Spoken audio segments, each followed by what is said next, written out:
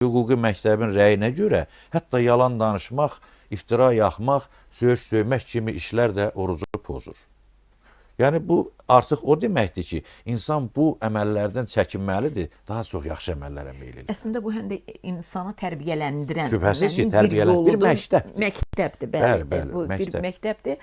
Və çox təəssüf ki, bu məktəbdən bəzən dəb xatirinə də istifadə edənlər var. Mən orucam, bu dəb xatirinə, göstəri üçün orucam deyənlər və əməllərində tam əksini eləyənlər də var. Və daha çoxdur. Təbii ki, bu bütün hallarda olubdur. Son dövrdə də həqiqətən bu cür insanlar var. Təbii ki, bu birinci növbədə dinin mahiyyətinə xələl gətirir bu cür adamlar. Necə deyirlər, mənfi bir ikrah yaradır digərlərində. Bu doğru deyil, bu düzgün deyil. Oruç tutmayan tutmasın, məsələn, inanmayan inanmasın. Ancaq gəlib o ibadətin içində, o dinin içində artıq bu cür əməllərlə dini pozmağa çalışmaq, mənfi fikir yaratmaq, bu daha ağır bir günahdır. Nəinki o, deyək ki, müxtəlif əqidəli insanlar var, ateist var, deist var, inanmayan var. Bunlar təbii ki, bunlara Quran da hörmətlə yanaşır ki, inanmayan inanmasın. Ləkum dinukum vəliyə din. Onların dini ona, bizim dinimiz bizədir. Burada məcburiyyət yoxdur dində, lə ikraha fid din. Ancaq burada bəzi adamlar var ki, münafiqlik, doğrudur.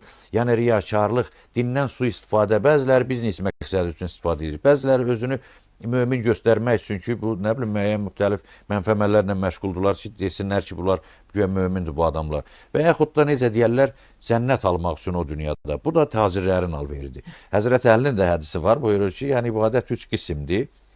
Təbii ki, insanlar bəziləri dünya malı üçün ibadət edirlər ki, mənə bir şan şöhrət bəxş elə, filan vəzifəyə, mənsəbə çatım, filan maşın alın, filan evə mənsub olun və s.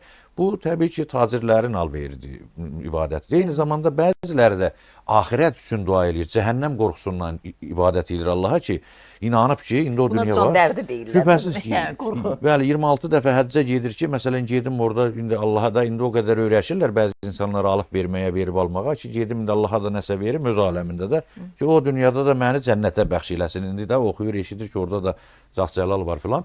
Bu da tacirlərin ibadəti. Amma ən fəzilətli əməl ibadət nədir? Həzrət Əli əleyhissalam da onu buyurur ki, Allahın rızası üçün nə cəhənnəm qorxusundan, nə cənnət arzusundan edilən ibadətdir. Hətta onun duası var ki, məşhur bir dualardandır. Rabiətül Ədəviyyənin adına da deyirlər o duanı ki, ilahi, əgər mən sənin cənnətin üçün sənə dua ibadət edirəmsə, məni cənnətinə həsrət qoy. Əgər cəhənnəmindən qorxaraq edirəmsə, elə məni cəhənnəminə göndər. Məni özünün rızanı üçün ibadət edənlərdən qərar ver. Ona görə əsl mömin odur ki, təmənnasız olaraq Allaha ibadət eləsin və bu ayda yaxşılıq və bunu həm də bir borc bilsin. Bunu özünün həm vicdan borcu bilsin, həm də